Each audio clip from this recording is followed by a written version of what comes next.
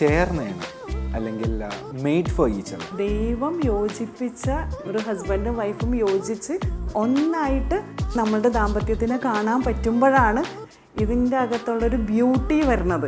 ഇതുവരെ കണ്ടിട്ടില്ലാത്ത ഒരാളുമായിട്ട് ഇങ്ങനെ ഐക്യത്തിൽ നമുക്ക് എങ്ങനെ ജീവിക്കാൻ പറ്റും എന്നുള്ളത് അത് നമ്മളുടെ ഒരു പ്രാർത്ഥനയുടെ ഒരു ഫലമായിട്ട് തന്നെയാണ് നമുക്കത് വരിക. പാർട്ട്നേഴ്സ് എന്നാണല്ലോ ജീവിത പങ്കാളിയെ പറയുന്നത്, നമ്മളുടെ അല്ലാണ്ട് എൻ്റെ ജോലിക്ക് വരുന്ന ആളല്ലല്ലോ. ഇത് ഒരു വിളിയാണ്, ഇത് ഒരു വിട്ടുകൊടുക്കലാണ്, ഇതൊരു സമർപ്പണമാണ്.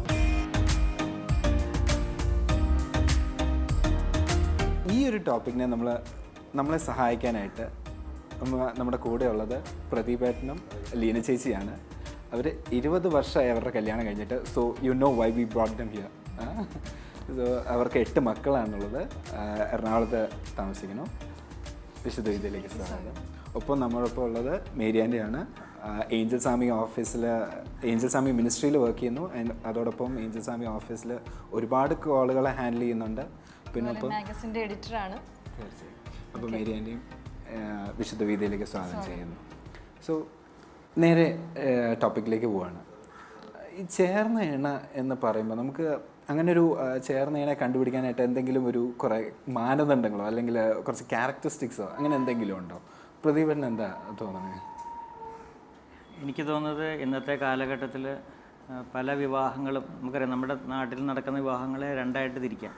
ഒന്ന് അറേഞ്ച്ഡ് മാരേജും ലവ് മാരേജും. ഇതാണല്ലോ ബ്രോഡായിട്ട് നമുക്ക് ഡിവൈഡ് ചെയ്യാൻ. അങ്ങനെയാണ് അറേഞ്ച്ഡ് മാരേജിന് നമുക്ക് നല്ലൊരു സിസ്റ്റം പ്രത്യേകിച്ച് ഇന്ത്യൻ കൾച്ചറിലുണ്ട്. നമുക്കറിയാം, നമുക്ക് പെണ്ണ് കാണൽ നടക്കുന്നു, അങ്ങനെ പല കാര്യങ്ങൾ നോക്കി രണ്ട് കുടുംബങ്ങൾ തമ്മിൽ, കുടുംബങ്ങളാണല്ലോ ഒരു വിവാഹത്തിലൂടെ ഒന്നിക്കുക. അപ്പോൾ അങ്ങനെ നടക്കുന്ന ഒരു സെറ്റ് ഓഫ് വിവാഹങ്ങളുണ്ട്. അതുകൂടാതെ രണ്ടാമത് നമുക്കറിയാം, തന്നെ ചൂസ് ചെയ്യുന്ന രണ്ട് കപ്പിൾസ് അല്ലെങ്കിൽ രണ്ട് വ്യക്തികൾ കണ്ട് മനസ്സിലാക്കി എന്നെ ഏറ്റവും മനസ്സിലാക്കുന്ന സെയിം ടേസ്റ്റ് സെയിം എന്താ പറയുക, പല കാര്യങ്ങളും അവർക്ക് ഒന്നിച്ചായിരിക്കും. അവർ പലപ്പോഴും ഇന്നത്തെ ഭാഷയിൽ പറഞ്ഞാൽ ഡേറ്റിംഗ് നടത്തിയിട്ടുണ്ടാകും. അങ്ങനെ ചേർന്ന ഇണയെ തന്നെ കണ്ടെത്തുന്ന രണ്ട് രീതിയാണല്ലോ എന്നുള്ളത്. അപ്പോൾ എനിക്കൊന്ന് രണ്ടുപേരും ക്യാരക്ടറിസ്റ്റിക്സ് എന്ന് പറയുമ്പം തമ്മിൽ കണ്ടെത്തി മനസ്സിലാക്കുന്നവർ സ്വാഭാവികമായിട്ടും അവർ കുറേ കാര്യങ്ങളോട് മനസ്സിലാക്കി ചേർന്ന് ഇണയാകുന്നു തീരുമാനിക്കുന്നു. മറ്റേ വിഭാഗം എന്ന് പറയുന്നത് രണ്ട് കുടുംബങ്ങൾ തമ്മിൽ മനസ്സിലാക്കി അവരുടെ കൾച്ചർ മനസ്സിലാക്കി അവരുടെ സ്റ്റാറ്റസ് എല്ലാം മനസ്സിലാക്കി ഇവർക്ക് തമ്മിൽ ഒന്നിക്കാമെന്ന് മനസ്സിലാക്കുന്നു. അല്ലാതെ ഇതിനൊരു ക്യാരക്ടറിസ്റ്റിക് 1, 2, 3, 4 എന്നുള്ള രീതിയിൽ വരുന്നുണ്ടോ എന്ന് നമുക്ക് സംശയമാണ്. എന്നാലും ഇങ്ങനെയൊക്കെയാണ് ഇന്നത്തെ പൊതുവെയുള്ള വിവാഹത്തിലോട്ട് കിടക്കുന്നത്. മേരി ആൻ്റി ഒരുപാട് കോളുകളൊക്കെ ഹാൻഡിൽ ചെയ്യുന്നല്ലേ ഏഞ്ചൽ സാമി ഓഫീസിലേക്ക്? അപ്പം ഒരുപാട് അനുഭവങ്ങളൊക്കെ ഉറപ്പായിട്ടും കാണും. അപ്പം അതിൽ നിന്ന് എന്തായാലും ഈ ഒരു വിഷയത്തെക്കുറിച്ച് എനിക്ക് ഈ ടോപ്പിക്ക് പറഞ്ഞപ്പോഴേ ചേർന്ന ഇണ എന്ന് പറഞ്ഞപ്പം തോന്നിയ ഒരു കാര്യം, ഈ കോൾസ് അറ്റൻഡ് ചെയ്യണ സമയത്തേക്കും എത്ര വർഷം കഴിഞ്ഞാൽ ചിലപ്പോൾ ന്യൂലി മാരീഡ് ആയിരിക്കും നമ്മളെ വിളിക്കുന്നത്, ചിലപ്പോൾ ഒരു ഹാഫ് ദ വേ എത്തിയവരായിരിക്കും, ചിലപ്പം അതും കഴിഞ്ഞ് 10-35 വർഷം 40 വർഷമായിട്ടുള്ളവരും കോളും അറ്റൻഡ് ചെയ്തിട്ടുണ്ട്. അപ്പം ഈ പല കാറ്റഗറി പല പ്രായത്തിലുള്ളവർക്കും ചിലവർക്കെങ്കിലുമൊക്കെ കംപ്ലൈൻറ്റ് പറയണ സമയത്ത്, പാർട്ട്ണറിനെ കുറിച്ചുള്ള കംപ്ലൈൻറ്റ് പറയണ സമയത്തേക്കും എനിക്ക് എന്തോരം കാര്യങ്ങൾ വന്നതായിരുന്നു എന്നാ എൻ്റെ മുൻപിൽ എത്ര മാരേജിൻ്റെ കേസസ് വന്നതാണ്. പക്ഷെ ഞാൻ ഇതായിപ്പോയി ഓപ്റ്റ് ചെയ്തത്. ഇപ്പോഴും സംശയമാണ് whether the God has given the right person. അപ്പം ഞാൻ ചോദിക്കട്ടെ, നമ്മൾ ഒരു കൂദാശയാണ് നമ്മുടെ വിവാഹം എന്ന് പറയുന്നത്. അപ്പോൾ തീർച്ചയായും പെർഫെക്റ്റ് കപ്പിൾസ് ഐ മീൻ രണ്ട് പേര് രണ്ട് യുണീക്ക് ആൾക്കാരാണ്. അവരെ എന്താ പറയുക, ലൈക്ക് മൈൻഡഡ് ആയിട്ടുള്ളവരെ ചേർത്താലും ബൈബിളിൽ വ്യക്തമായിട്ട് തന്നെ പറയുന്നുണ്ട്, ദൈവമാണ് യോജിപ്പിക്കുന്നത്. അപ്പോൾ ആദ്യം വരേണ്ട ഒരു കൺവിക്ഷൻ അതാണല്ലോ, ദൈവം യോജിപ്പിച്ചത് മനുഷ്യൻ വേർപെടുത്താതിരിക്കട്ടെ എന്നാണ് പറയുന്നത്. ആ ഒരു ബോധ്യത്തിലൂടെയാണ് നമ്മളൊക്കെ ഈ പറഞ്ഞ കുദാശ ജീവിതത്തിലേക്ക് വരുന്നത്. അപ്പം ദൈവം യോജിപ്പിക്കുന്നു എന്നുള്ള ബോധ്യം ആദ്യം വരണം. ദൈവം യോജിപ്പിക്കുന്നുള്ള ബോധ്യം പലപ്പോഴും നമ്മൾ ശ്രദ്ധിക്കാതെ തന്നെയാണ് പലപ്പോഴും വിവാഹത്തിലേക്ക് ബാക്കി കാര്യങ്ങളൊക്കെയാണല്ലോ നമ്മൾ ശ്രദ്ധിക്കുന്നത്. നമ്മൾ വിവാഹത്തിലേക്ക് വരുന്ന സമയത്ത് ഭയങ്കര സ്നേഹമാണല്ലോ എല്ലാവരും. നമുക്കിന്ന് ഇന്നത്തെ നല്ല ഏത് കാലത്താണേലും അപ്പോൾ നമ്മുടെ ഉള്ളിൽ കാണുന്ന ആ ഒരു പുതിയ ജീവിതത്തിലേക്ക് വരുന്ന പങ്കാളിയെ നമുക്ക് കണ്ട് ഇഷ്ടപ്പെടുന്നു. ചിലപ്പോൾ കുറച്ച് കാര്യങ്ങളൊക്കെ ഇതേ പറഞ്ഞ പോലെ സെയിം ടേസ്റ്റൊക്കെ നമുക്ക് തോന്നിക്കുമായിരിക്കും ആ സമയത്തൊക്കെ. അത് കഴിഞ്ഞ് റിയൽ ലൈഫിലേക്ക് വരുമ്പോഴാണ് ഈ സ്നേഹത്തിന് വളരെ മൂല്യച്യുതി അല്ലെങ്കിൽ ചോർന്നു പോകുന്നൊരു ഫീലിംഗ് വരുന്നത്. അപ്പോൾ പലരും പറയുന്നത് കേൾക്കാം 2 വർഷം 3 വർഷം കഴിഞ്ഞാൽ 3 വർഷമേ ഉള്ളൂ ഒരു വിവാഹ ജീവിതത്തിൻ്റെ എൻജോയ്മെൻറ്റ് അല്ലെങ്കിൽ എന്നൊക്കെ പറയുന്നത് കേൾക്കാം പലപ്പോഴും.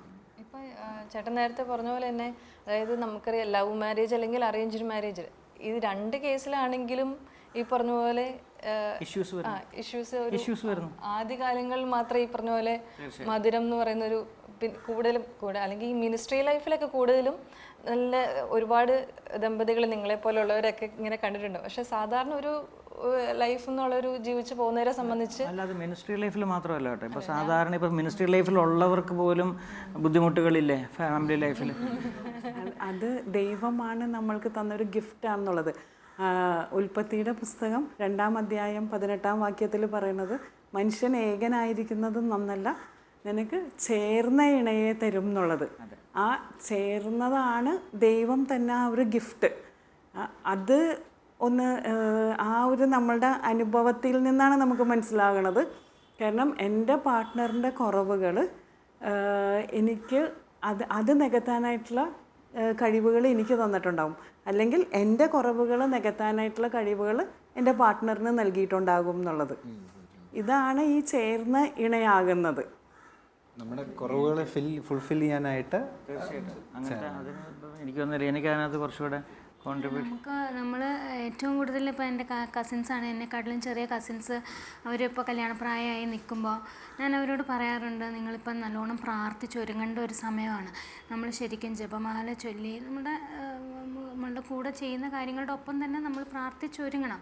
അത് ജപമാല ചൊല്ലുക, പിന്നെ ബൈബിളിലെ തോബിത്തിൻ്റെ പുസ്തകം വായിച്ച് ഒരുങ്ങുക. നിങ്ങൾ ആ ഒരു ജീവിതം നമ്മൾ അറിയത്തില്ല, നമുക്ക് എന്ത് ജീവിതമാണ് നമുക്ക് ദൈവം വെച്ചിരിക്കുന്നത്. നമ്മൾ അതിലേക്ക് നമ്മൾ അത് ആക്സെപ്റ്റ് ചെയ്യുക എന്നുള്ളതാണ് ഏറ്റവും പ്രധാനപ്പെട്ട കാര്യം. നമ്മൾ പ്രാർത്ഥിച്ചൊരുങ്ങുക, ദൈവം തന്നതാണ് ഈ ഒരു ഇണ. അല്ലാതെ നമ്മൾ മാനുഷികമായി ചിന്തിച്ച് നോക്കുക. നമ്മുടെ അപ്പൻ്റെയും അമ്മയുടെയും സഹോദരങ്ങളുടെയും കൂടെ നമുക്ക് ജീവിക്കാം, ഓക്കെ, നോർമലി നമുക്ക് ജീവിക്കാം. പക്ഷേ ഇതുവരെ കണ്ടിട്ടില്ലാത്ത ഒരാളുമായിട്ട് ഇങ്ങനെ ഐക്യത്തിൽ നമുക്ക് എങ്ങനെ ജീവിക്കാൻ പറ്റും എന്നുള്ളത്, അത് നമ്മളുടെ ഒരു പ്രാർത്ഥനയുടെ ഒരു ഫലമായിട്ട് തന്നെയാണ് നമുക്കത് വരിക. നമുക്ക് എത്രത്തോളം ഐക്യത്തിൽ മുമ്പോട്ട് പോകാൻ പറ്റും എന്നുള്ളത് നമ്മുടെ ഒരു പ്രാർത്ഥനാ ലൈഫ് ഡിപ്പെൻഡ് ചെയ്തിരിക്കും. നിങ്ങളുടെ ഇപ്പം വിവാഹം കഴിഞ്ഞിട്ട് 20 വർഷമായല്ലോ. ഇപ്പം ചേച്ചി പറഞ്ഞ പോലെ കുറവുകൾ പിന്നീട് നമ്മൾ മനസ്സിലാക്കുന്നു, അല്ലെങ്കിൽ നിങ്ങൾക്ക് രണ്ടുപേർക്കും അറിയാം പല രീതിയിലും കുറവുകളൊക്കെ ഉണ്ടായിരുന്നു. അപ്പോൾ അതിനെ നിങ്ങൾ പരസ്പരം തിരുത്താൻ നോക്കിയോ, അല്ലെങ്കിൽ അതിനെ അക്സെപ്റ്റ് ചെയ്യാൻ നോക്കിയോ? ഈ 20 വർഷക്കാലം ഈ കുറവുകളും ഒക്കെ വെച്ച് നിങ്ങൾ എങ്ങനെ നീങ്ങി എന്നുള്ളത് ആ ഒരു എക്സ്പീരിയൻസ് ഒന്ന്.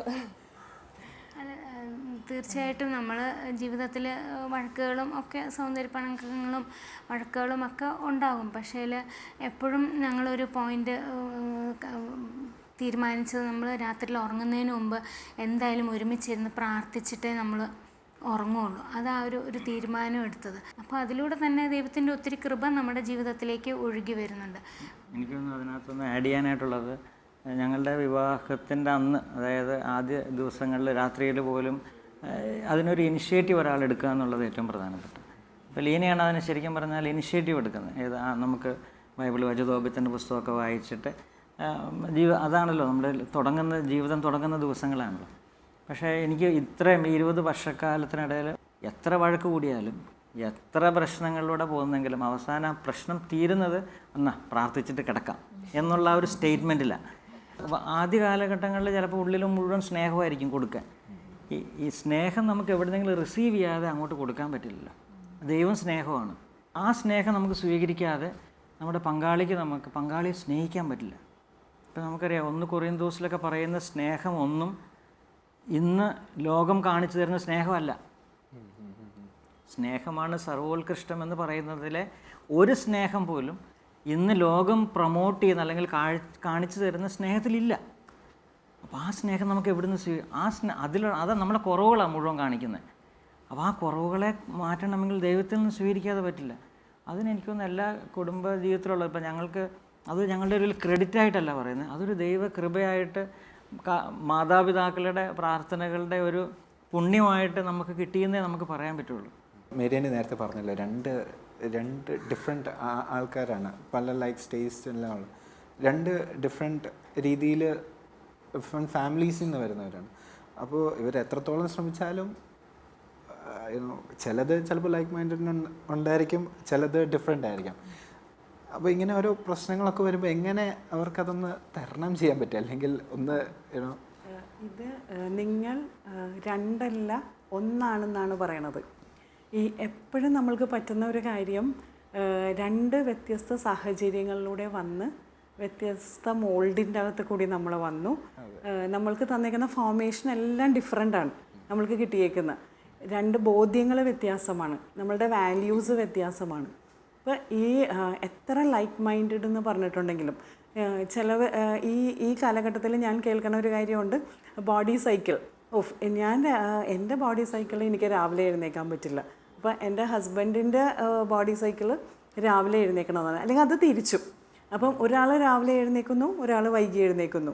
അപ്പം ഇതെല്ലാം അങ്ങോട്ടും ഇങ്ങോട്ടും എങ്ങനെ അഡ്ജസ്റ്റ് ചെയ്യാമെന്ന് പറഞ്ഞിട്ടുണ്ടെങ്കിൽ അത് ഒരാൾ ലേറ്റായി ഉറങ്ങുന്നു, ഒരാൾ നേരത്തെ ഉറങ്ങുന്നു.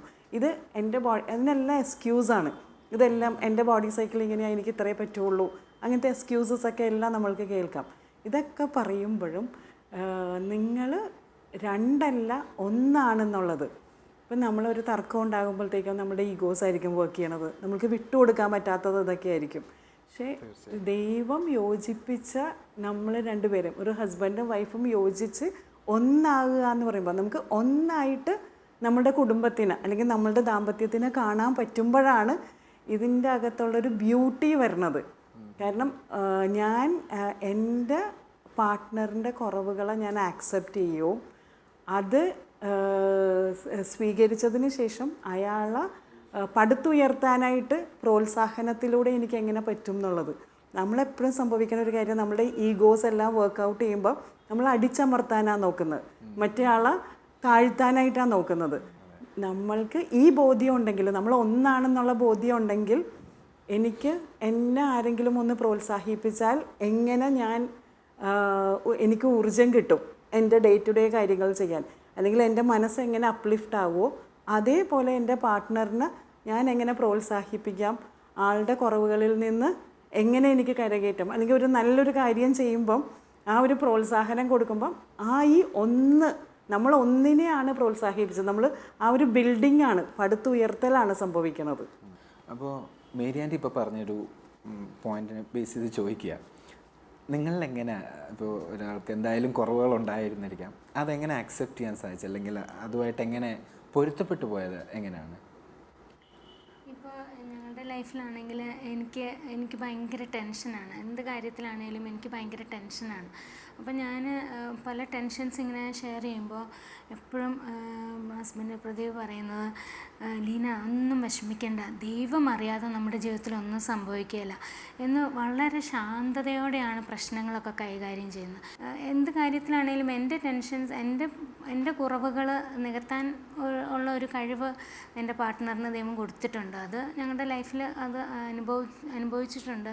പിന്നെ മാത്രമല്ല, മക്കൾ ഉണ്ടാവുമ്പോൾ ആ ഒരു ഞങ്ങളുടെ ഒരു ഐക്യം വളരാനും മക്കൾ ഉണ്ടായത് ഒത്തിരി സഹായിച്ചിട്ടുണ്ട്. മക്കളുണ്ടാകുമ്പോൾ നമ്മൾ ഐക്യത്തിൽ നിന്നാണ് അവരെ വളർത്തിക്കൊണ്ടുവരുന്നത്. അപ്പം നമ്മുടെ പോരായ്മകൾ ഇങ്ങനെ ഷെയർ ചെയ്ത്, നമ്മുടെ പോരായ്മകൾ ഷെയർ ചെയ്ത അനുഭവത്തിൽ എനിക്ക് തോന്നുന്നു നമുക്കറിയാം, ചേർന്ന ഇണയാണ് ദൈവം നമുക്ക് തന്നിരിക്കുന്നത്, അതുപോലെ ദൈവമാണ് ചേർത്തത്. ഇപ്പം നമ്മൾ പല കുടുംബങ്ങളെയും കാണുമ്പോൾ ഈ പ്രത്യേകിച്ച് ഇന്നത്തെ ന്യൂ ജനറേഷൻ പഴയ ആൾക്കാർ കൊണ്ട് ഭാര്യമാരെ ഇകഴ്ത്തി സംസാരിക്കുക. We don't generally respect our better half. അത് ഹസ്ബൻഡ് ആ ഒരു റെസ്പെക്റ്റ് കൊടുക്കുക എന്ന് പറയുന്നതിനകത്ത് എനിക്ക് തോന്നുന്ന ഏറ്റവും പ്രധാനപ്പെട്ട ഒരു കാര്യം. We should respect our wife, അല്ലെങ്കിൽ നമ്മുടെ ജീവിത പങ്കാളിയെ ബഹുമാനിക്കുക എന്ന് പറയുന്നത് കുടുംബജീവിതത്തിൻ്റെ ഒരു പ്രധാനപ്പെട്ട ഐക്യത്തിലേക്കും സ്നേഹത്തിലേക്കും വളരാനായിട്ട് സഹായിക്കുന്ന ഒന്നാണ്. പ്രത്യേകിച്ച് നമ്മൾ ശബ്ദം ഉയർത്താൻ പാടില്ല എന്നൊക്കെ പറയുന്ന ടേംസ് ഒക്കെ കേൾക്കാറുണ്ട്. അല്ല അതിപ്പോൾ അതങ്ങനെ പറഞ്ഞാലും ഇല്ലെങ്കിലും ശബ്ദം ഉയർത്തും ഉറപ്പാണ്.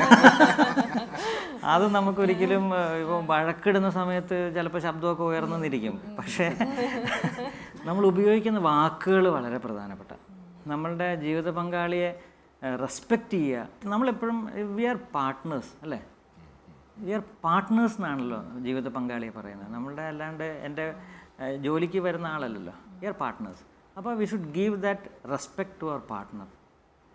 അത് നമ്മളെ സ്നേഹത്തിൽ വളരാനായിട്ട് ഒത്തിരി നമ്മളെ ഹെൽപ്പ് ചെയ്യും. അപ്പോൾ ഇതെല്ലാം ദൈവകൃപയാണ്, ഇതൊന്നും നമ്മളുടെ കഴിവല്ലല്ലോ. എപ്പോഴും നമ്മളുടെ ഗോളെന്ന് പറയുന്നത് അവിടെ എത്തുക എന്ന് പറയുന്നത്, അതിന് we have a partner, that's it. എൻ്റെ കുറവുകളും എൻ്റെ പോരായ്മകളും എനിക്ക് കറക്റ്റ് ചെയ്യാനായിട്ട് God has given me a partner to reach my destiny. അതെ, വിവാഹം എന്ന കൂദാശയിലൂടെ നമുക്ക് ലഭിക്കുന്ന കൃപ, അത് ഇവരുടെ ലൈഫിൽ ഇവർക്ക് പകർത്താൻ പറ്റി, അത് സ്വീകരിക്കാനായിട്ട് തുറക്കാനായിട്ട് പറ്റി. ആ ഒരു തുറവിയില്ലായ്മയാണ് ഈ ആയിരിക്കുന്ന അവസ്ഥയിൽ സ്വീകരിക്കാനായിട്ടുള്ള കൃപയില്ലാത്തത് നമ്മൾക്ക്. അപ്പം ഈ പാർട്ട്നേഴ്സിന് വേണ്ടുന്ന ഏറ്റവും വലിയൊരു കാര്യം ആയിരിക്കുന്ന അവസ്ഥയിൽ പരസ്പരം സ്വീകരിക്കുക എന്നുള്ളത്. എപ്പോഴും സംഭവിക്കുന്ന ഒരു കാര്യം, നമ്മളുടെ ആ ഒരു മോൾഡിലോട്ട് അല്ലെങ്കിൽ നമ്മളുടെ ആ ഒരു ഇതിലോട്ട് മറ്റേ ആളെ അക്കോമഡേറ്റ് ചെയ്യിപ്പിക്കാനായിട്ട് ശ്രമിക്കും. ഈ റെസ്പെക്റ്റ് ഇല്ലായ്മയും ഇതെല്ലാം വരുന്നത് അവിടെ നിന്നാണ്. നമ്മൾ വിചാരിക്കുന്ന പോലെ മറ്റേ ആളാക്കിയെടുക്കാനായിട്ട്, പാർട്ട്ണറിനാക്കിയെടുക്കാനായിട്ട്. എനിക്ക് ഇതിങ്ങനെ പറയാൻ തോന്നുന്നു, നമ്മളുടെ ഈ കുറവുകളില്ലാത്ത മനുഷ്യരില്ല, എല്ലാവർക്കും കുറവുകളുണ്ട്. പക്ഷേ എൻ്റെ പാർട്ട്ണറിൻ്റെ കുറവുകൾ ചില കാര്യങ്ങളിലൊക്കെ ഞാനിങ്ങനെ ഷെയർ ചെയ്യുമ്പോൾ കേട്ടേക്കുന്ന ഈ ഫാമിലി ട്രീയുടെ പ്രോബ്ലമാണ്. ഇവിടെ കുടുംബപരമായേ ഇങ്ങനെ തന്നെയാണ്, ഈ പ്രശ്നങ്ങളാണ്. ഈ ഭാര്യമാരെ ഒരു റെസ്പെക്റ്റും ചെയ്യില്ല, അല്ലെങ്കിൽ ഭാര്യയുടെ കുടുംബത്തെക്കുറിച്ച് പറയണ കേട്ടിട്ടുണ്ട്, അപ്പനെ എല്ലാവരും ഇങ്ങനെ തന്നെയാണ്, ഒന്നും പറഞ്ഞിട്ട് ഒരു കാര്യമില്ല, ഭാര്യയുടെ അപ്പനെ പറയണ കേൾക്കാം, അങ്ങനെ തിരിച്ചും അങ്ങോട്ടും ഇങ്ങോട്ടും പറയണ കേൾക്കാം. അപ്പം നമ്മളുടെ ഈ കുറവുകളെല്ലാം നിത്യതയിലോട്ടുള്ള, നമ്മളുടെ പാർട്ട്ണറിൻ്റെ കുറവുകൾ നിത്യതയിലോട്ടുള്ള ചവിട്ടുപടിയാണ്, സ്വർഗത്തിലെത്താനായിട്ടുള്ള ഒരു ചവിട്ടുപടിയായിട്ട് ഇതിനെ കാണാം. നമ്മൾ ഒരിക്കലും ചിലപ്പം ബാഡ് ഹാബിറ്റ്സ് ഉള്ളവർ പാർട്ട്ണർ ഷെയർ ചെയ്യണ കേട്ടിട്ടുണ്ട്, ഭാര്യമാർ പറയണത്. ഇതൊന്നും മാറിയാൽ, ഈ ഒരു കാര്യമില്ലെങ്കിൽ എനിക്ക് ഇയാൾ ഓക്കെയാണ്.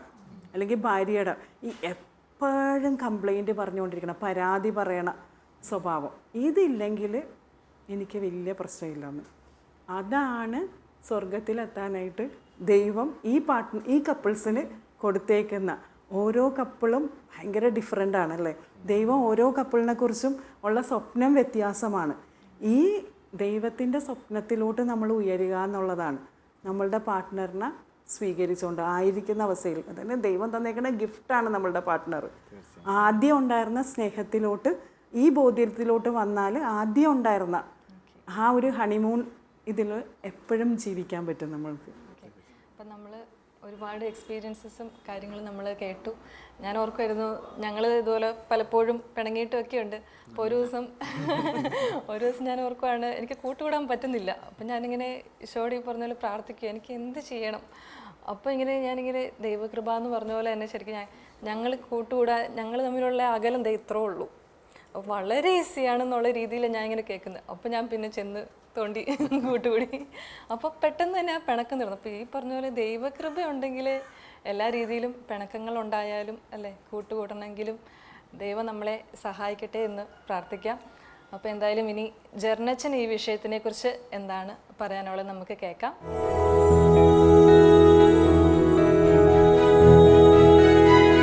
ഈശോ മിശിഹായ്ക്ക് സ്തുതിയായിരിക്കട്ടെ. ഇന്ന് നമ്മൾ ചർച്ച ചെയ്തിരിക്കുന്ന വിഷയം മെയ്ഡ് ഫോർ ഈച്ച് അതർ, അല്ലെങ്കിൽ ഒരു ബെറ്റർ ഹാഫ്, സോൾമേറ്റ്. ഇതൊക്കെ എല്ലാം വിവാഹമൊക്കെ ആലോചിക്കുന്ന സമയത്തുള്ള എല്ലാവരും വലിയ സ്വപ്നമാണ്. നമ്മൾ ഇപ്പോൾ തമാശക്കൊക്കെ പറയുന്ന പോലെ കലിപ്പനും കാന്താരിയെന്നോ, അല്ലെങ്കിൽ ബുള്ളറ്റുകാരനെയും താടിക്കാരനെയും പ്രണയിച്ചൊരു പെൺകുട്ടിക്ക് കിട്ടി, യാത്ര ചെയ്യാൻ ഇഷ്ടപ്പെടുന്ന ഒരു ചെറുക്കനെ കിട്ടിയെന്നൊക്കെ പറയുമ്പോൾ നമ്മളെല്ലാവരും പറയും, ഓ അടിപൊളി, അവർ ശരിക്കും മെയ്ഡ് ഫോർ ഈച്ച് അതറാണ്. അല്ലെങ്കിൽ പ്രീ വെഡിങ് ഷൂട്ടോ അല്ലെങ്കിൽ കല്യാണ ശേഷം ഫോട്ടോഷൂട്ടോ കാണുമ്പോൾ നമ്മൾ പറയും, എന്ത് രസമാണ്, രണ്ടുപേരും ആഗ്രഹിച്ച പോലത്തെ തന്നെ, ആഗ്രഹിച്ച ജോലി, പൊക്കം, വണ്ണം, നിറം എല്ലാം കിട്ടി. പക്ഷേ എനിക്കിപ്പോൾ സംശയമുണ്ട്, ചിലപ്പോഴൊക്കെ ഇങ്ങനെ നമ്മൾ ഈ ഭയങ്കര കോടികളൊക്കെ മുടക്കി ഭയങ്കര പ്രൊമോഷനൊക്കെ കൊടുത്തില്ല സിനിമയൊക്കെ എടുത്തിട്ടുണ്ടല്ലോ, അത് ബോക്സ് ഓഫീസിൽ നിന്ന് 8 നില പൊട്ടിപ്പോകത്തില്ലേ. അതുപോലെ ഭയങ്കര പ്രീ വെഡിങ് പോസ്റ്റ് വെഡിങ് ഷൂട്ടൊക്കെ നടത്തിയിട്ട് വിത്തിൻ 1 ഇയർ ഒക്കെ ആകുമ്പോൾ ഇയാൾ എനിക്ക് കോമ്പാക്റ്റ് അല്ല, ഞങ്ങൾ തമ്മിൽ അഡ്ജസ്റ്റ് ചെയ്യാൻ പറ്റുന്നില്ല, അല്ലെങ്കിൽ ഞങ്ങൾ ഉദ്ദേശിച്ച വ്യക്തി ഇങ്ങനെയുള്ള അല്ല എന്നൊക്കെ പറഞ്ഞിട്ട് പലപ്പോഴും കൺഫ്യൂഷൻ കാണിക്കുന്ന യങ് കപ്പിൾസിനെ കാണുമ്പോഴത്തേക്ക് ഞാൻ ഈ മെയ്ഡ് ഫോർ ഈച്ച് അതർ എന്നൊരു കോൺസെപ്റ്റിനെ ഇപ്പോൾ ഡൗട്ട് ചെയ്യാൻ തുടങ്ങിയിട്ടുണ്ട്. ശരിക്കും മെയ്ഡ് ഫോർ ഈച്ച് അതർ എന്ന് പറഞ്ഞാൽ ആയിത്തീർന്ന അവസ്ഥയാണോ? I doubt. എനിക്ക് തോന്നുന്നു ഇതൊരു ബിക്കമിങ് പ്രോസസ്സാണ്, ആയിത്തീരേണ്ട അവസ്ഥയാണ്. എപ്പോഴോ വിവാഹ ജീവിതം എന്ന യാത്രയിൽ കുറേ ദൂരം നടന്നു കഴിയുമ്പോൾ പരസ്പരം മനസ്സിലാക്കി പരസ്പരം പങ്കുവെച്ചും പരസ്പരം കോംപ്ലിമെൻറ്റ് ചെയ്തും പോകുമ്പോൾ ഒരു ലൈഫിൻ്റെ പകുതിയൊക്കെ എത്തുമ്പോൾ നമുക്ക് പറയാൻ പറ്റുമായിരിക്കും. ചിലരൊക്കെ നോക്കിയിട്ട് they are made for each other. അല്ലാണ്ട് നമുക്ക് ഒരിക്കലും ആദ്യമേ കണ്ടിട്ട് മുഖസൗന്ദര്യം വെച്ചിട്ടോ എക്സ്റ്റേണൽ ഫാക്ടേഴ്സ് വെച്ചിട്ടോ പറയാൻ പറ്റുന്ന കാര്യം തോന്നുന്നില്ല. അതുകൊണ്ട് തന്നെ എനിക്കിന്ന് തിയറികളോ ഒന്നും പറയാനില്ല. മറിച്ച് ഞാൻ ഇനി അടുത്തിടെ ഞാൻ വളരെ ക്ലോസ്ലി ഒബ്സർവ് ചെയ്ത ഒരു കപ്പിൾസിനെ മാത്രം പരിചയപ്പെടുത്താൻ ആഗ്രഹിക്കുകയാണ്. എൻ്റെ തന്നെ പള്ളിയിലുള്ള കൊയർ മാസ്റ്ററായ റുഫീനോ എന്ന് പറയുന്ന ചെറുപ്പക്കാരൻ. എന്നേക്കാൾ ഒരു 2-3 വയസ്സ് മാത്രം പ്രായം മൂത്ത ചേട്ടനാണ്. പുള്ളിക്ക് ഇപ്പോൾ 3 മക്കളുണ്ട്, ഭാര്യ ആനി. ഞാനിവരൊരു 4 വർഷമായിട്ട് ക്ലോസ്ലി കാണുന്നതാണ്. കാരണം ഞാൻ പള്ളി വന്നപ്പോൾ എല്ലാ ദിവസവും പള്ളി വരുന്ന യങ് കപ്പിൾസിൽ ഒരാളാണ്. നമുക്ക് വിദേശത്തെ കൾച്ചറിലൊക്കെ അറിയാമല്ലോ, മിക്കവാറും ഒരു 50-60 കഴിഞ്ഞവരൊക്കെ എല്ലാ ദിവസവും പള്ളി വരാറുള്ളൂ, അല്ലെങ്കിൽ അതിനേക്കാൾ ലേറ്റ് ആയവരൊക്കെ. യങ്സ്റ്റേഴ്സിന് റെഗുലർലി പള്ളി വരാറില്ല. പക്ഷേ ഇവരെല്ലാ ദിവസവും രാവിലെ പള്ളി വരും, എല്ലാ ദിവസവും 2 പേർ ഒരുമിച്ച് പള്ളി വരും. ഞാൻ കാണുമ്പോൾ ഇവർക്കൊരു കൊച്ചും കൂടി ഉണ്ട്, ഒരു 1 വയസ്സൊക്കെയുള്ള ക്യാഡി എന്ന് പറയുന്ന ഒരു കുഞ്ഞും കൂടി ഉണ്ട്. പക്ഷേ ഞാൻ ഇവരെ കണ്ടുപോകുന്ന ഈ ചേട്ടൻ എല്ലാ ദിവസവും രാവിലെ വന്നിട്ട് പള്ളിയിൽ കീബോർഡ് വായിക്കും. അരമണിക്കൂർ 30-35 മിനിറ്റ് കുർബാന ആണെങ്കിൽ 2-3 പാട്ടെങ്കിലും പുള്ളി അതിൻ്റെ ഇടയ്ക്ക് വായിക്കും എല്ലാ ദിവസവും കുർബാന സോളമാക്കാനുണ്ട്. അതുകൊണ്ട് തന്നെ ഇവരൊരു ദിവസം മിസ്സായാൽ തന്നെ പള്ളി എല്ലാവരും പറയും. ഒരു ദിവസം സംസാരിച്ചു വന്നപ്പോഴത്തേക്ക് ഞാൻ അദ്ദേഹം കൂടുതൽ അടുത്ത് പരിചയപ്പെട്ടപ്പോഴത്തേക്ക് പുള്ളി തന്നെ അദ്ദേഹത്തിൻ്റെ ജീവിതകഥയൊക്കെ എന്നോട് പറഞ്ഞു. പുള്ളി പറഞ്ഞു, ഞാൻ എൻ്റെ ഒരു 30കളിലൊക്കെയാണ് ആനിയെ കാണുന്നത്. ഞങ്ങൾക്ക് ചില കോമൺ ഫ്രണ്ട്സൊക്കെ ഉണ്ടായിരുന്നു. അപ്പോൾ അതുവരെ ഒന്നും ഞാൻ ഒട്ടും ഒരു റിലീജിയസ് ആയ മനുഷ്യനൊന്നും അല്ലായിരുന്നു. പള്ളിയിലൊക്കെ അത്യാവശ്യമൊക്കെ ഞായറാഴ്ചകളിലൊക്കെ പോകുന്ന കൂട്ടുകാരിലൊക്കെ അടിച്ചുപൊളിച്ച് നടക്കുന്ന ഒരു ചെറുപ്പക്കാരനായിരുന്നു. അങ്ങനെയാണ് എൻ്റെ വീട്ടിൽ ഞാൻ ബ്രോട്ടപ്പ് ചെയ്യപ്പെട്ടത്. പക്ഷേ ആനിയെ കണ്ടു, പരിചയപ്പെട്ടു, ഞങ്ങൾ തമ്മിൽ ഇഷ്ടപ്പെട്ടു, വിവാഹം കഴിക്കാനൊക്കെ തീരുമാനിച്ചു. ആ സമയം മുതൽ എന്നിൽ ഭയങ്കര ട്രാൻസ്ഫോർമേഷൻ ആയിരുന്നു. ഞാൻ ശരിക്കും ആനിയായി മാറുകയായിരുന്നു. ആനിയുടെ ലൈഫ് സ്റ്റൈൽ എനിക്ക് ഇഷ്ടപ്പെട്ടു, ആനിയുടെ സ്പിരിച്വാലിറ്റി എനിക്ക് ഇഷ്ടപ്പെട്ടു. കാരണം അവൾ അങ്ങനെ വളർന്നു വന്നൊരു കുട്ടിയായിരുന്നു. അപ്പോൾ അവളുടെ കൂടെ ഞാൻ എല്ലാ ദിവസവും പള്ളിയിൽ പോകാൻ തുടങ്ങി. ഞാൻ കുഞ്ഞിലെയാണ് കുറച്ച് നാൾ എപ്പോഴും പിയാനോ പഠിച്ചത് അമ്മയുടെ കൂടെ പോയിട്ട്. അതെനിക്ക് വളരെ കുറച്ച് അറിയാമല്ലോ. ഞാൻ പിന്നീട് അത് നന്നായിട്ട് വീണ്ടും എക്സ്പെർട്ടൈസ് ചെയ്യുന്നത് കല്യാണത്തിന് ശേഷമാണ്. കാരണം അതോടെ എനിക്ക് പള്ളിയിൽ വായിക്കണമെന്ന് ആഗ്രഹം തോന്നി. എല്ലാ ദിവസവും പള്ളിയിൽ പോകുന്നു, പിയാനോ വായിക്കണം, എല്ലാ ദിവസവും ആനയുടെ ഒരു കൊന്തയെല്ലാം തുടങ്ങി, പിൽഗ്രിമേജുകൾ പോകാൻ തുടങ്ങി. വളരെ സ്ട്രോങ് ആയ കാത്തലിക് ബിലീഫ്സ് പ്രാക്ടീസ് ചെയ്യുന്ന ഒരു കാത്തലിക് കമ്മ്യൂണിറ്റിയിൽ, കപ്പിൾസ് ഫോർ ക്രൈസ്റ്റ് എന്ന കമ്മ്യൂണിറ്റിയിൽ അംഗമായി അതിനുവേണ്ടി മിനിസ്ട്രിക്ക് വേണ്ടി പല സ്ഥലത്ത് പോകാൻ തുടങ്ങി. അങ്ങനെ കുറേ കാര്യങ്ങൾ, പള്ളി, വീട്, മിനിസ്ട്രി ആയിട്ട് ജീവിതം, ഭയങ്കര എൻ്റയർലി 30 വയസ്സ് വരെ അല്ലാത്തൊരു ജീവിതം എനിക്ക് കിട്ടി. രണ്ട് പുള്ളി പറയാണ്, ഇതാണ് ചാ ഈ മെയ്ഡ് ഫോർ ഈച്ച് അതർ എന്നൊക്കെ പറയുന്നത്. എനിക്കുണ്ടായിരുന്നൊരു കുറവിനെ, അല്ലെങ്കിൽ എനിക്കില്ലാതിരുന്ന കുറേ കാര്യങ്ങളെ ദൈവം എനിക്ക് കൊണ്ട് തന്നിട്ട്, അല്ലെങ്കിൽ അവൾക്കില്ലാതിരുന്ന കുറച്ച് കാര്യങ്ങൾ എന്നോട് അവൾക്ക് കൊടുത്തിട്ട് ഞങ്ങൾ 2 പേരും കൂടി ചേർന്ന് പോകുമ്പോൾ ഒരു കംപ്ലീഷൻ. എന്ത് രസമല്ല ശരിക്കും പറയുമ്പോൾ തന്നെ. അതൊരു ഒരാൾ അനുഭവം തന്നെ ഒരാൾ പറയുമ്പോഴത്തേക്ക്, ഒരാൾ പ്രീച്ച് ചെയ്യുന്നതിനേക്കാളും. ഞാൻ ഈ കുടുംബത്തിന് ക്ലോസ്ലി ഫോളോ ചെയ്ത് അവർക്ക് 2ാമത്തെ കുഞ്ഞുണ്ടായി, ഹീറോ എന്ന് പറഞ്ഞിട്ട്. അപ്പോൾ ആ കുഞ്ഞ് ഞാനത് മാമോസ് മുക്കിയത്. അപ്പോൾ ഈ 2 കപ്പിൾസ് ഒരുപോലെ വന്നിട്ട് എന്നോട് പറഞ്ഞ ആവശ്യപ്പെട്ട കാര്യമുണ്ട്. അച്ഛാ കുറച്ച് നാളുണ്ട് മാമോസയ്ക്ക്, ഞങ്ങൾ ഒരുമിച്ച് പ്രാർത്ഥിച്ച് പ്രിപ്പയർ ചെയ്യണം. അച്ഛൻ എന്തെങ്കിലും സജഷൻസ് ഒക്കെ പറയാനുണ്ടോയെന്ന് ചോദിച്ചു. ഞാൻ എനിക്കറിയാവുന്ന കുഞ്ഞു കാര്യങ്ങളെ പറഞ്ഞു കൊടുത്തു. എന്നിട്ട് പുള്ളി പറഞ്ഞു, ഞങ്ങൾ വിളിക്കാൻ ഉദ്ദേശിക്കുന്ന ഗോഡ് പേരൻസ്, ലാറ്റിൻ പള്ളികളിൽ ഗോഡ് പേരൻസ് എന്ന് പറയുമ്പോഴത്തേക്ക് 2 പേരായിരിക്കത്തില്ല, ഒരു പിടി ആൾക്കാർ കാണും. പ്രത്യേകിച്ച് ഫിലിപ്പീൻ കൾച്ചർ ഒരു 10-20 പേരെങ്കിലും മിനിമം കാണും. പുള്ളി പറയണം, എൻ്റെ ഇപ്രാവശ്യത്തെ എൻ്റെ കൊച്ചിൻ്റെ ഗോഡ് പേരൻസ് എന്ന് പറയുന്നത് ഈ പള്ളിയിൽ എല്ലാ ദിവസവും കുർബാനയ്ക്ക് വരുന്ന ഒരു നല്ല പ്രാർത്ഥിക്കുന്ന കുറച്ച്, ഞാൻ കൗണ്ട് ചെയ്ത് വെച്ചിരിക്കുന്ന കുറച്ച് പേരുണ്ട്, അവരാണ് എൻ്റെ കുഞ്ഞിൻ്റെ ഗോഡ് പേരൻസ്. എനിക്ക് ഭയങ്കര സന്തോഷം തോന്നി. ഇത് രസമായിട്ടാണ് ഇവർ 2 പേരും കൂടി ഒരുമിച്ച് ഗോഡ് പേരൻസിനെ തിരഞ്ഞെടുക്കുന്നത്. ആ ഇടവകയിൽ തന്നെയുള്ള സ്ഥിരമായിട്ടൊക്കെ വരുന്ന കുറച്ച് അച്ചായന്മാരും അമ്മച്ചിമാരും ഒക്കെ ചേർന്ന്, ചില ചെറുപ്പക്കാരൊക്കെ ചേർന്ന് നല്ലൊരു സമൂഹം. ഇവർ പ്രാർത്ഥിച്ചൊരുങ്ങിയൊക്കെയാണ് ഈ കുഞ്ഞിൻ്റെ മാമോദിസയ്ക്ക് വേണ്ടി ഒരുങ്ങിയത്. അപ്പോൾ ആ മാമോദിസ ഞാൻ നല്ല വിശുദ്ധമായ ഒരു അന്തരീക്ഷത്തിൽ നടന്നൊരു തിരുക്രമമായിരുന്നത്. പിന്നീട് കുറച്ച് നാൾ കഴിഞ്ഞപ്പോഴത്തേക്ക് ആനി 3ാമത് പ്രഗ്നൻ്റ് ആയ സമയത്ത് ഒരു പകുതി പ്രഗ്നൻസിയൊക്കെ എത്തിക്കഴിഞ്ഞപ്പോഴത്തേക്ക് ആനിക്ക് പെട്ടെന്ന് ശാരീരികമായ ചില ബുദ്ധിമുട്ടുകളൊക്കെ ഉണ്ടാകാൻ തുടങ്ങി. ഒരു സൈഡൊക്കെ ഭയങ്കരമായിട്ട് തളർന്നു പോകുന്ന പോലെ, സംസാരശേഷി പാതി നഷ്ടപ്പെട്ടു പോകുന്ന പോലെ, ചില കൈയൊക്കെ ഇങ്ങനെ വളഞ്ഞു പോകുന്ന പോലെ, ഞാൻ നോക്കിയപ്പോൾ പഴയ പോലെ നടക്കുന്നില്ല. ചില സമയത്തൊക്കെ റിക്ക് താങ്ങി പിടിച്ചുകൊണ്ടൊക്കെയാണ് പള്ളി വരുന്നത്. എല്ലാ ദിവസവും പള്ളി വരുന്ന ആൾക്കാർ ഇടയ്ക്ക് മിസ്സാവുന്നു, കൊയറിൽ മിസ്സാവുന്നു. ഞാൻ ചോദിച്ചപ്പോഴത്തേക്ക് പറയുകയാണ്, അച്ഛാ വയ്യാതിരിക്കുകയാണ്, പല ടെസ്റ്റുകളൊക്കെ നടത്തുന്നു, പക്ഷേ ഇതുവരെ കൃത്യമായിട്ട് ഉത്തരം കിട്ടിയിട്ടില്ല. പക്ഷേ ഗ്രാജുവലി അവർ അറിഞ്ഞു ഇത് ഒട്ടും തന്നെ ഹീൽ ചെയ്യപ്പെടാൻ പറ്റാത്ത ഒരു ആർത്രൈറ്റിസിൻ്റെ ഒരു വേർഷനാണെന്നുള്ളത്. ഭയങ്കര സീരിയസ് ആയ ഒരു സിക്നസ് ആണ്. പതുക്കെ ആ ചേച്ചിക്ക് സംസാരിച്ചിട്ട് മുഴുവൻ നഷ്ടപ്പെട്ടു പോയി. ചില പിള്ളേരൊക്കെ ഒച്ച കേൾപ്പിക്കുന്ന വാക്കുകളൊക്കെ മാത്രമേ കേൾപ്പിക്കുന്നുള്ളൂ. ഒറ്റയ്ക്ക് നടക്കാൻ പറ്റാതായി, ഒരു കുളിക്കാനോ എടുക്കാനോ ഭക്ഷണം ഒന്നും ഒറ്റയ്ക്ക് പറ്റാത്ത അവസ്ഥയെ. അപ്പോൾ പ്രഗ്നൻസിയിൽ ഏകദേശം 8-9 മാസമൊക്കെ എത്തിയിരുന്നു. അപ്പോൾ ഇവർ വിചാരിച്ചു പ്രഗ്നൻസി കഴിഞ്ഞ് പതുക്കെ റിക്കവർ ആവുന്നു. പ്രഗ്നൻസി കഴിഞ്ഞ് കുഞ്ഞ് വന്നു. ഈ 3 കുഞ്ഞുങ്ങളെയും ഈ ചേട്ടൻ ഒറ്റക്കാണ് നോക്കിക്കൊണ്ടിരുന്നത്. പുള്ളി ഇടയ്ക്കൊക്കെ എന്നെ കാണുമ്പോൾ പറയാം, അച്ഛാ ഇപ്പോൾ എനിക്ക് 4 കുഞ്ഞുങ്ങളുണ്ട് വീട്ടിൽ നിന്ന്. ആനയെ ഉൾപ്പെടെ പുള്ളി വേണം കുളിപ്പിച്ച് എല്ലാ കാര്യങ്ങളും ചെയ്യും. 4 മക്കളെയും ഒരു 5 വയസ്സ് താഴെയുള്ള 4 പേരെയും പുള്ളി തന്നെയാണ് നോക്കിക്കൊണ്ടിരിക്കുന്നത്. എന്നെ ഏറ്റവും അത്ഭുതപ്പെടുത്തി ഈ ക്രിസ്മസ് കാലത്ത് 9 മണി, രാത്രി 9 മണിക്ക് ഞങ്ങൾക്ക് എല്ലാ ദിവസവും നൊവേന കുർബാനയുണ്ട്. അവർക്ക് ഇതൊക്കെ ഫിലിപ്പീൻ കൾച്ചറിൻ്റെ പ്രത്യേകതയാണ്. രാത്രിയും പുലർകാലയൊക്കെ 4 മണിക്ക് കുർബാനയുണ്ട്. അപ്പോൾ ഈ പുള്ളി എടുത്തേക്കുന്ന കൊയർ 9 മണിക്കാണ്. 9 മണിയുടെ കൊയർ പുള്ളി ഞാൻ ചോദിച്ചു എന്തുകൊണ്ട് 9 മണി എടുത്തു? അച്ഛാ 9 മണി ആകുമ്പോഴത്തേക്ക് ആദ്യത്തെ മൂത്ത പിള്ളേരെല്ലാം കിടന്ന് ഉറങ്ങും. അപ്പോൾ എനിക്ക് ആനയെ സുഖമായിട്ട് താങ്ങി പിടിച്ചുകൊണ്ട് പള്ളിയിലേക്ക് വരാം. അപ്പം പിന്നെ അധികം പേർ 9 മണി കുർബാനയ്ക്ക് കാണില്ലല്ലോ. എനിക്കപ്പോൾ സുഖമായിട്ട് കൊയർ വായിക്കാം, തിരിച്ച് ഞങ്ങൾക്ക് പോകാം. പിന്നെ രാത്രി എനിക്ക് 11 മണി മുതൽ രാവിലെ 5 മണി വരെയാണ് ഞാൻ വർക്ക് ചെയ്യുന്നത്. ഞാൻ അത്ഭുതപ്പെട്ടു പോയി. ഒരു മനുഷ്യൻ എത്രമാത്രം സാക്രിഫൈസ് എടുക്കുന്നുണ്ട് ആ കുടുംബത്തെ ഒന്ന് മേയ്ക്കാനായിട്ട്. പകൽ മുഴുവൻ ഈ 4 പേരെ നോക്കിയിട്ട് രാത്രി മുഴുവൻ ഇരുന്നൊരു അമേരിക്കൻ കമ്പനിക്ക് വേണ്ടി വർക്ക് ചെയ്യുന്ന ഒരു മനുഷ്യൻ.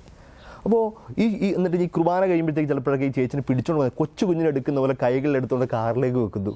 എല്ലാ കാര്യങ്ങളും കുർബാന സ്വീകരിക്കാൻ ചേച്ചിക്ക് പറ്റത്തില്ല ഇപ്പോഴൊക്കെ. അപ്പോൾ അതുകൊണ്ട് പുള്ളി തന്നെ കുർബാന എടുത്ത് ആവിലേക്ക് വെച്ച് കൊടുക്കുന്നു. ചില സമയത്തൊക്കെ പുള്ളി പറഞ്ഞിട്ടുണ്ട്, ഞാൻ ഈ പലപ്പോഴും നമ്മുടെ ഇടവപ്പള്ളി വരാത്തത് നമ്മുടെ ഇടവപ്പള്ളിയുടെ പാർക്കിംഗ് ലോട്ടും പള്ളിയും തമ്മിൽ അകലം ഉള്ളതുകൊണ്ടാണ്. അതുകൊണ്ട് തന്നെ ഞാൻ ചില തൊട്ടടുത്ത പള്ളികളൊക്കെ ഉണ്ട്, പള്ളിയുടെ തൊട്ടടുത്തേക്ക് പാർക്ക് ചെയ്ത് തരാം. അപ്പോൾ കാറിൽ നിന്ന് ഇറങ്ങാതെ തന്നെ ആനയ്ക്ക് കുർബാന മുഴുവൻ കാറിൽ ഇരുന്ന് കാണാം. എന്നിട്ട് കമ്മ്യൂണിറ്റി മിനിസ്റ്റേഴ്സും കൊണ്ട് കാറിൽ കൊണ്ട് കുർബാന കൊടുക്കുകയും ചെയ്യും. ഞാൻ ആലോചിക്കുകയാണ് എത്ര ബ്യൂട്ടിഫുൾ ആയിട്ടാണ് ഒരു മനുഷ്യൻ, ഒരു ഭർത്താവ്, ഒരു ഭാര്യയുടെ എല്ലാ കാര്യങ്ങളിലേക്ക് ഇറങ്ങിപ്പോയിട്ട് ഇമ്മേഴ്സ്ഡ് ആയിട്ട് this is made for each other.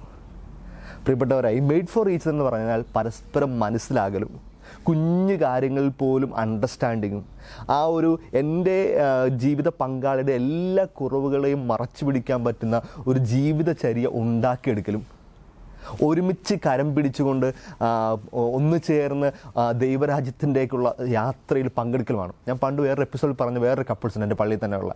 അവരും ഈ ഒരു മെയ്ഡ് ഫോർ ഈച്ചിൻ്റെ ബെസ്റ്റ് എക്സാമ്പിളാണ്. ഇപ്പോൾ അവർ രണ്ടുപേരും 80s രണ്ടുപേരും 80 തുടക്കം തുടങ്ങി. ചേച്ചിക്കാണ് നല്ല പൊക്കമുണ്ട്, ചേട്ടന് ചേച്ചിയുടെ ഓരം വരെ ഉള്ളൂ. പിന്നെ രണ്ടുപേരും പൊക്കമുള്ളവരൊക്കെയായിരുന്നു, ഒരുപോലെ പൊക്കമുള്ളവരായിരുന്നു. പക്ഷേ ചേട്ടൻ്റെ അസുഖങ്ങളൊക്കെ വന്നിട്ട് ആൾ ചുരുങ്ങി ഇല്ലാതായി പോകുന്നു, ഓർമ്മശക്തിയൊക്കെ നഷ്ടപ്പെട്ടു. എന്നിട്ട് ഈ അമ്മച്ചി ഇപ്പോഴും 2 കൈ പിടിച്ചുകൊണ്ട് പള്ളിയിലേക്ക് വരുന്നത് കഴിഞ്ഞാൽ കല്യാണത്തിന് ചെറുക്കനും പെണ്ണും വരുന്നവരാണ് ഇവർ 2 പള്ളിയിലേക്ക് ഇപ്പോഴും നടന്നു വരുന്നത്. എന്ത് ബ്യൂട്ടിഫുള്ളാണെന്നറിയോ പ്രിയപ്പെട്ടവരെ? കല്യാണ ദിവസം നിങ്ങൾ കരം പിടിച്ച് ഫോട്ടോഷൂട്ടിനൊക്കെ പങ്കെടുത്തപ്പോഴത്തേക്ക് എല്ലാവരും പറയും, this is made for each other. ജീവിത അവസാനം വരെ ഈ കര ഇങ്ങനെ വിടാതെ പിടിക്കാനുള്ള കൃപ തമ്പുരാൻ തരണം. ആ കൃപയിലേക്ക് നിങ്ങൾ നടന്നു വരണം. എല്ലാ ദിവസവും വിട്ടുകൊടുക്കണം, എല്ലാ ദിവസവും ഓഫർ ചെയ്യാൻ പറ്റണം, എല്ലാ ദിവസവും മറയാകാൻ പറ്റണം. അപ്പോഴാണ് നമ്മൾ മെയ്ഡ് ഫോർ ഈച്ച് അതർ ആവുന്നത്. ഇത് ഒരു വിളിയാണ്, ഇത് ഒരു വിട്ടുകൊടുക്കലാണ്, ഇതൊരു സമർപ്പണമാണ്.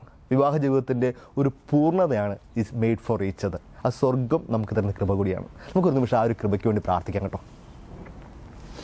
കർത്താവായ ഈശോയെ, ഞങ്ങൾ ഒന്ന് ചേർന്ന് നിമിഷം ഞങ്ങൾ കുടുംബത്തെ സമർപ്പിച്ച് പ്രാർത്ഥിക്കുന്നു.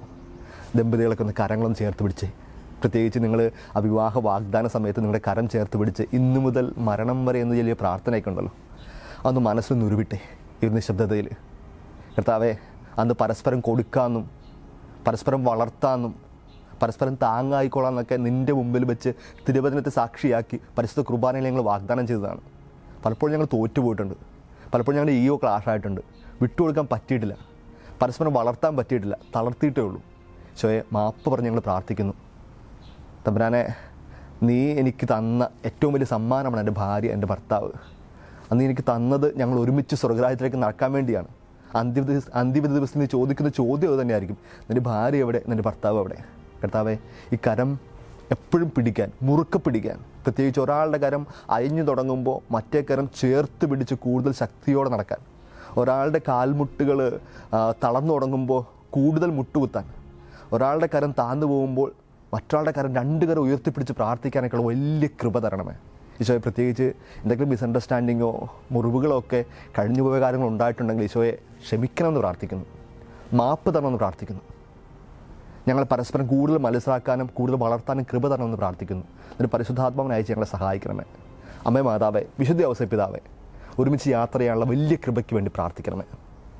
നമ്മുടെ കർത്താവ് ഈശോ മിശിഹായുടെ കൃപയും പിതാവായ ദൈവത്തിൻ്റെ സ്നേഹവും പരിശുദ്ധാത്മാവിൻ്റെ സഹവാസവും പരിശുദ്ധ അമ്മയുടെയും സ്വർഗം മുഴുവൻ്റെയും മാധ്യസ്ഥ സംരക്ഷണം ഉണ്ടാവട്ടെ ഇപ്പോഴും എപ്പോഴും എന്നേക്കും. ആമേൻ. ഈശോ മിശിഹായ്ക്ക് സ്തുതിയായിരിക്കട്ടെ. Thank you ജെർനച്ച. ഓക്കെ, അപ്പം ഈ ഒരു വിഷയത്തെക്കുറിച്ച് നിങ്ങൾക്ക് ഇനി കൂടുതൽ എന്തെങ്കിലും അറിയാനുണ്ടെങ്കിൽ നമ്മുടെ ഏഞ്ചൽസ് ആർമി ഓഫീസുമായി ബന്ധപ്പെടേണ്ട നമ്പർ 0484295580 അല്ലെങ്കിൽ മെയിൽ ചെയ്യുക info@angelsarmy.in. തീർച്ചയായും നമുക്ക് വിശുദ്ധ വീതിയുടെ മറ്റൊരു എപ്പിസോഡിനായി കാത്തിരിക്കാം.